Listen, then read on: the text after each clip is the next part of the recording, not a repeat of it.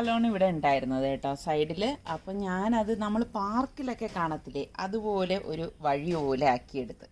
അപ്പം ഞാൻ ഇവിടെ ഇതാ ഈ പെബിൾസാണ് ഇട്ടിരിക്കുന്നത്. ഇതെനിക്ക് പ്രശ്നമല്ല, പക്ഷെ ഇതാ ഈ പെബിൾസ് ഉണ്ടല്ലോ, ഇത് ഈ ചോക്ലേറ്റിൻ്റെ കളറിലുള്ള വലിയ വലിയ കല്ലാണ്. അപ്പം എനിക്കിത് പക്ഷെ അത്ര അങ്ങോട്ട് ഇട്ട് കഴിഞ്ഞപ്പോൾ ഒരു ഇഷ്ടം തോന്നിയില്ല. അതായത് ആ കല്ലും അതുമായിട്ട് ഒരു ചേർച്ചയില്ലാത്ത പോലെ തോന്നും. നിങ്ങളുടെ അഭിപ്രായം എന്താണ്?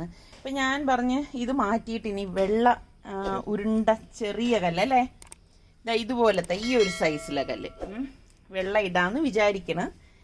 ഇനി അതിട്ട് നോക്കുമ്പോൾ അറിയാം എങ്ങനെ ഉണ്ടാവുന്നു. പക്ഷെ എന്നാലും നിങ്ങളുടെ അഭിപ്രായം കൂടെ പറയണേ, എങ്ങനെ ഉണ്ടാവുന്നു. നനഞ്ഞു വരുമ്പോ എന്നും ഇപ്പൊ നമുക്ക് വെള്ളം ഒഴിച്ച് നനയ്ക്കാൻ പറ്റുമോ? നനഞ്ഞു കഴിയുമ്പോ കണ്ട ചോക്ലേറ്റിന്റെ കളറിലുള്ള കല്ലാണ്. അപ്പം വലിയ കല്ലാണ്, അതിങ്ങനെ പാകിയിരിക്കുകയാണ്.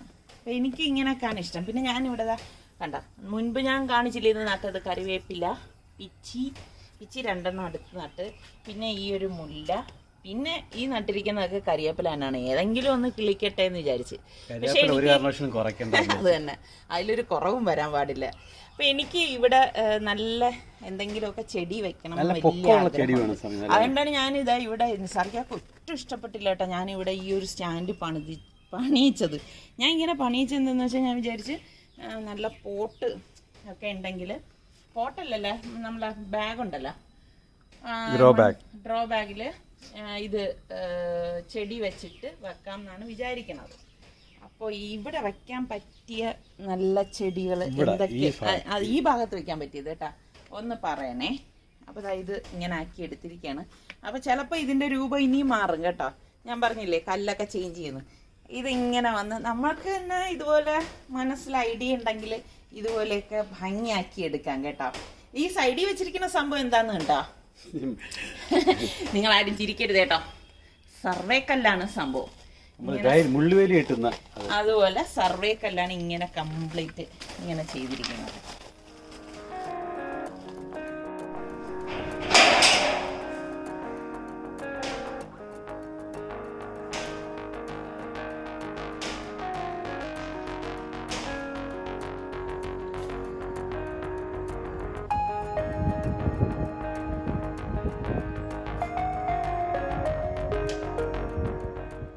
പിന്നെ ചിലർക്കെങ്കിലും തോന്നും ഈ കല്ലിൻ്റെ ഇടയിൽ പുല്ല് വെച്ചുകൂടെ എന്നുള്ളത്.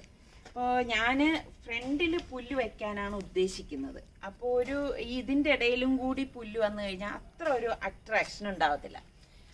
പിന്നെ ഒരു കാര്യം, ഞാൻ ഹീലിൻ്റെ കുറച്ച് പ്രൊഡക്റ്റ് ഇതിനു മുൻപ് കാണിച്ചിട്ടുണ്ടായിരുന്നല്ലോ. അപ്പോൾ അതിൽ സോപ്പ് ഞാൻ കാണിച്ചില്ലായിരുന്നു.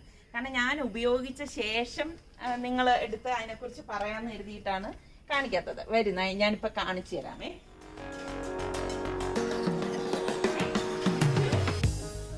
എന്താണ് പരിപാടി?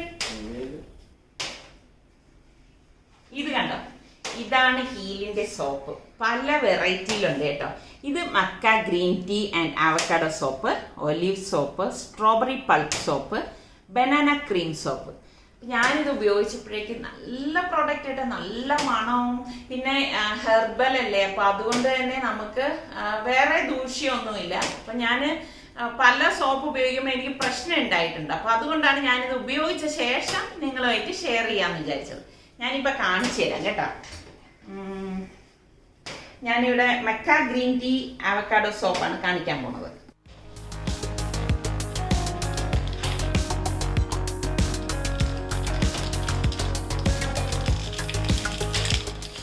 നല്ല കളർ നോക്കിക്കേ.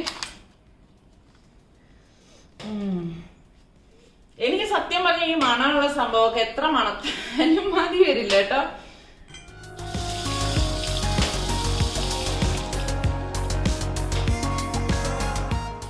ജസ്റ്റ് ഒന്ന് പിടിക്കുമ്പോ തന്നെ അതെ നല്ല പത വരുന്നുണ്ട്, നല്ല മണമാണ്.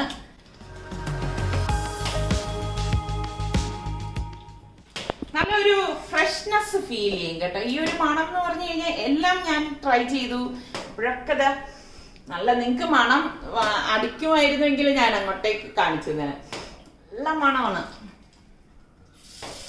കുളിച്ചൊക്കെ ഇറങ്ങി വരുമ്പോണ്ടല്ലോ നല്ല ഫ്രഷ്നെസ് ആണ്. അപ്പോ ഇനി നമുക്ക് വട ഉണ്ടാക്കാനായിട്ട് കിച്ചണിലേക്ക് പോകാം. അപ്പോൾ ഞാൻ വിചാരിച്ചു പരിപ്പ് വട തയ്യാറാക്കാം. അപ്പോൾ അതേ കണ്ടോ, കടലപ്പരിപ്പ് എല്ലാം ഞാനിങ്ങനെ കുപ്പിയിലാക്കി വെച്ചിട്ടുണ്ട് കേട്ടോ. എനിക്ക് അപ്പം ഇതുപോലെയുള്ള നമ്മളുടെ കുപ്പികളിലാക്കി വെക്കുമ്പോൾ ഉള്ള ഗുണം എന്താ വെച്ചാൽ നമുക്കിത് കാണാൻ പറ്റും. അപ്പം എന്തൊക്കെ തീർന്നു, എന്തൊക്കെ വാങ്ങിച്ച് നിറച്ച് വെക്കണം എന്നൊക്കെ നമുക്ക് നല്ലൊരു ബോധ്യം ഉണ്ടാവും. അപ്പം ഞാൻ ഇവിടെ ഏകദേശം 1 കപ്പോളം കടലയാണ് എടുത്തിരിക്കുന്നത്, കടലപ്പരിപ്പ് കേട്ടോ. അപ്പോൾ അതാ നല്ല കടലയാണ് എനിക്ക് കിട്ടിയിരിക്കുന്നത്. അപ്പോൾ ഇത് നന്നായിട്ടൊന്ന് കഴുകിയെടുക്കണം. കഴുകിയിട്ട് കുറച്ച് വെള്ളം ഒഴിച്ച് ഒരു 2 മണിക്കൂർ കുതിരാൻ ഞാൻ മാറ്റി വെക്കാണ് കേട്ടോ. വെളിയിൽ പണിക്കാരൊക്കെ പണി ഇങ്ങനെ ചെയ്തുകൊണ്ടിരിക്കുകയാണ്. അപ്പം ഞാൻ എപ്പോഴും പറയത്തില്ല, ഇതൊക്കെ വന്ന് നോക്കും. അപ്പം 2 മണിക്കൂർ കഴിഞ്ഞ ശേഷം നമ്മുടെ കടലയൊക്കെ കുതിർന്ന് വന്നപ്പോഴേക്കും ഞാൻ അരിച്ചെടുത്ത് വെച്ചിട്ടുണ്ട്. അതിൽ കുറച്ച് കടല ഞാൻ മാറ്റി വെച്ചിട്ടുണ്ട്.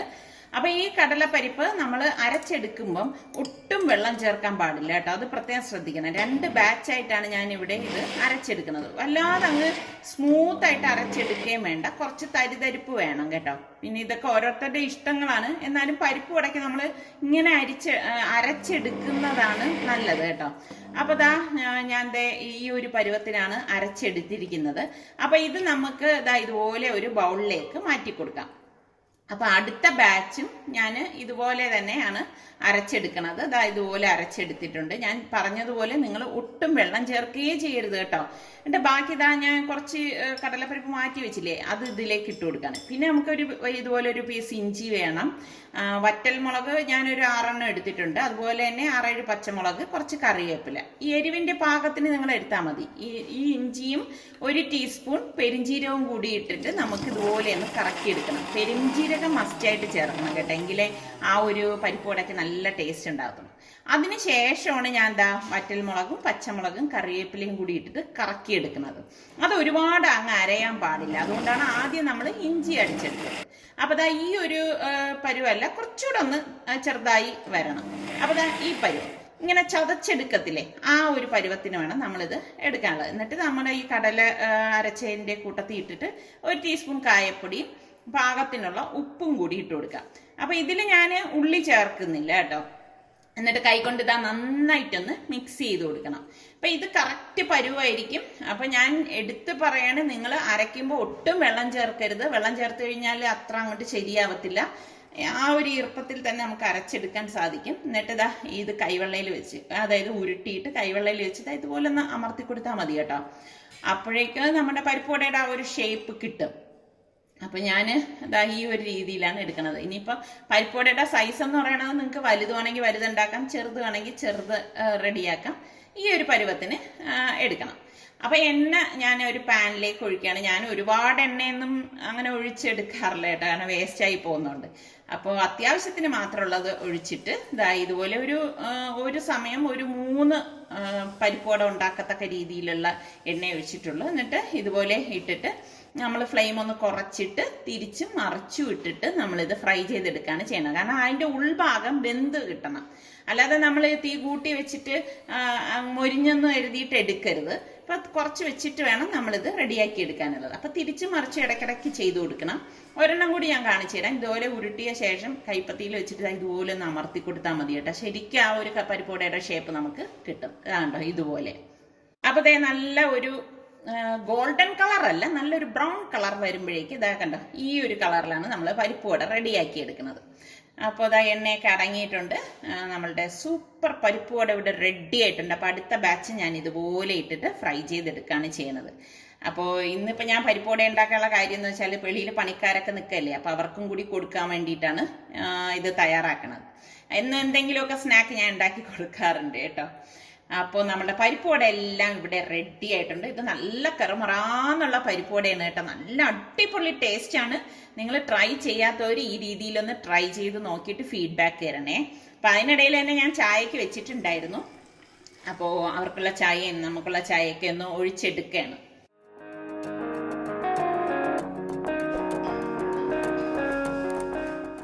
അപ്പോൾ ഇന്നത്തെ നമ്മളുടെ ഈ ചെറിയ എപ്പിസോഡ് നിങ്ങൾക്ക് എല്ലാവർക്കും ഇഷ്ടമായെന്ന് വിശ്വസിക്കുന്നു. ഇതൊക്കെ തന്നെയാണ് നമ്മളുടെ ഇന്നത്തെ വിശേഷം എന്ന് പറയുന്നത്.